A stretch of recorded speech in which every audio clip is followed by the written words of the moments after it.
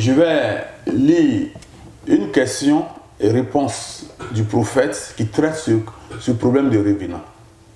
Il y a quelqu'un qui a demandé au prophète Kakou Philippe, frère Philippe, dans 1 Samuel 28, verset 7 à 20, comment cette femme évocatrice de démons a pu avoir accès au prophète Samuel? Voici la réponse. La réponse est que avant le sacrifice perpétuel, le paradis était sur la terre et le diable pouvait avoir accès à tous les saints, Abraham, David, Adam, Joseph. Nous remarquons qu'il a voulu prendre le corps de Moïse dans Juge 9. Le sang des boucs et des agneaux ne faisait que couvrir les péchés et ne pouvait pas les effacer pour que nous puissions rentrer directement au paradis. Le paradis était fermé. Mais maintenant, après le sacrifice du Seigneur Jésus-Christ à la croix, l'entrée est immédiate. Après le sang de Jésus-Christ, il y eut séparation. Luc 16, 22 à 23 en parle. Le montre très bien. Aussi, en ce temps-là, le diable tenait encore les clés du séjour des morts jusqu'à ce que le Seigneur Jésus-Christ vienne les prendre selon Apocalypse 1, verset 18. Retenez que ce que cette femme a fait n'est plus possible aujourd'hui. Si vous voyez une personne morte comme un revenant, alors son âme est en enfer. C'est pourquoi Satan a pu avoir accès à son corps. Vous voyez un peu que les revenants, c'est une manifestation satanique. Quelqu'un, vous pouvez perdre quelqu'un et le diable peut prendre le corps de cette personne et puis faire voir cela. Donc, qu'est-ce qui se passe? En réalité, quand vous êtes sur la terre, que vous mourrez, soit vous partez au paradis ou vous partez en enfer. Et effectivement, dans le livre de 1 Samuel, l'évocatrice de mauvais esprit a fait venir le revenant de Samuel, qui est un prophète. Mais est-ce que Samuel, les théologiens disent que ce n'est pas Samuel, que c'est quelqu'un d'autre. Mais c'est Samuel, la parole de Dieu que c'est Samuel. Mais comment cela s'explique?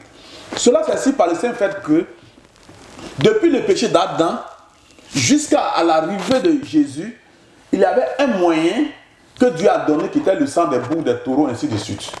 Mais le sang des animaux ne pouvait que couvrir les péchés des hommes. Mais ça ne pouvait pas effacer.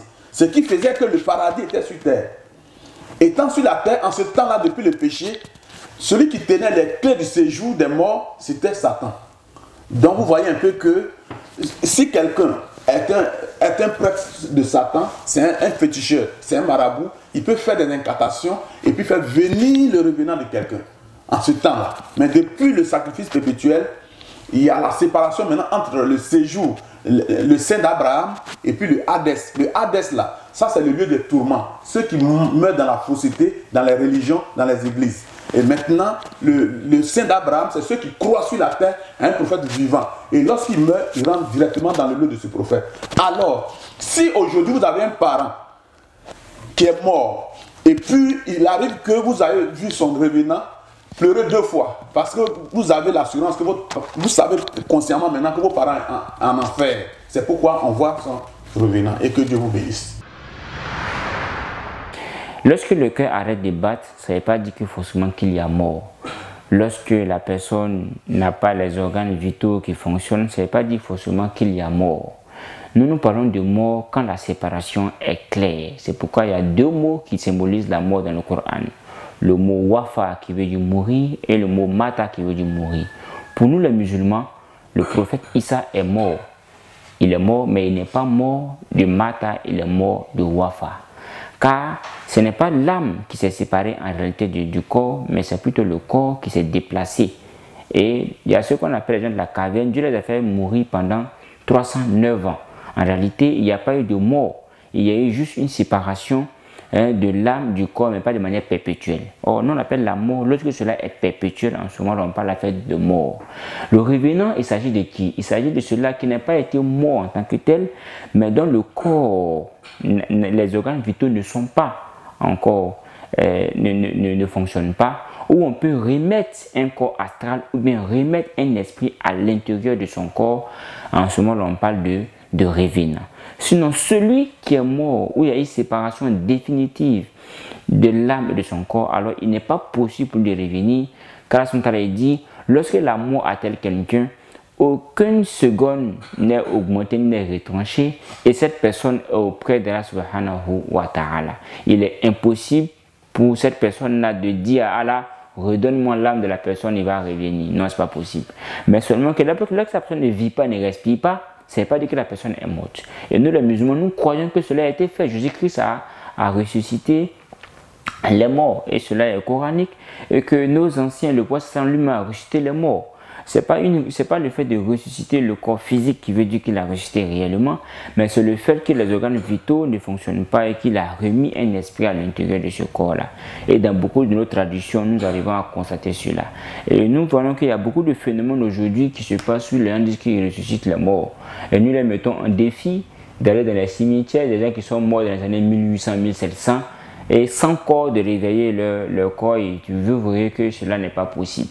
Parce qu'en réalité, pour qu'il y ait résurrection, il faut régénérer les organes vitaux. Il faut régénérer l'organisme même. Or, cela n'est pas possible pour quelqu'un qui est mort dans les années 1900-1800. Mais celui qui est mort aujourd'hui matin, même si ses organes vitaux ne fonctionnent pas, que tout son corps physique est là, on peut remettre un esprit à l'intérieur et que ce corps-là peut revenir, mais la personne ne va pas se souvenir de qui il était avant. Donc nous les musulmans, on n'a pas de problème avec cette histoire de revenant et nous pensons que cela existe. Assalamu alaikum wa rahmatullahi wa barakatuh.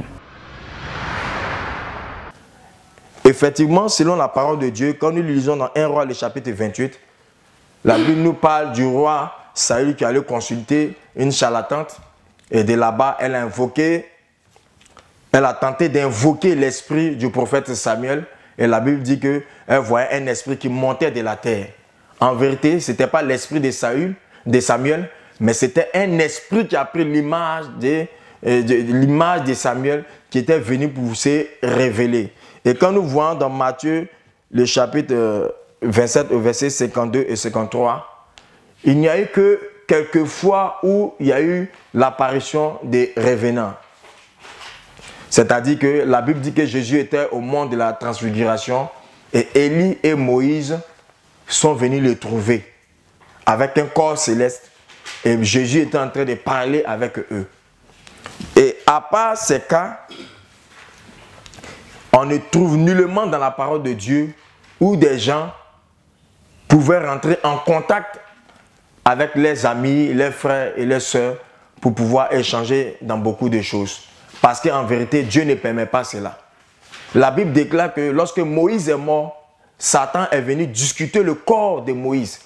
Mais pourquoi Satan est venu discuter le corps de Moïse? Parce que le peuple d'Israël croyait beaucoup en Moïse. Ils ont vu que par les mains de Moïse, Dieu a fait beaucoup de grandes choses. Et en Israël, on donne ce langage-là, qu'il n'y a pas de plus grand prophète que Moïse. Donc Moïse était quelqu'un qui était considéré comme le plus grand prophète en Israël. Et si Dieu laissait le corps de Moïse entre les mains du diable, le diable allait prendre la copie du visage de Moïse pour pouvoir venir véhiculer de faux messages au peuple de Dieu. Donc, à part l'apparition de Moïse et Élie, ce jour-là au mont de la transfiguration, où Jésus devait passer à la croix, il n'y a pas eu de cas où le Seigneur a montré dans la parole de Dieu que les enfants de Dieu devaient être en contact avec des gens qui sont décédés, qui reviennent au milieu des hommes pour pouvoir échanger. Donc, un enfant de Dieu qui est confronté à une image d'un esprit qui a le visage de son papa ou bien de sa maman, frère, ce n'est pas ton parent, c'est un esprit démoniaque. En islam, c'est une compréhension ou une croyance qui n'est pas acceptée parce que l'islam considère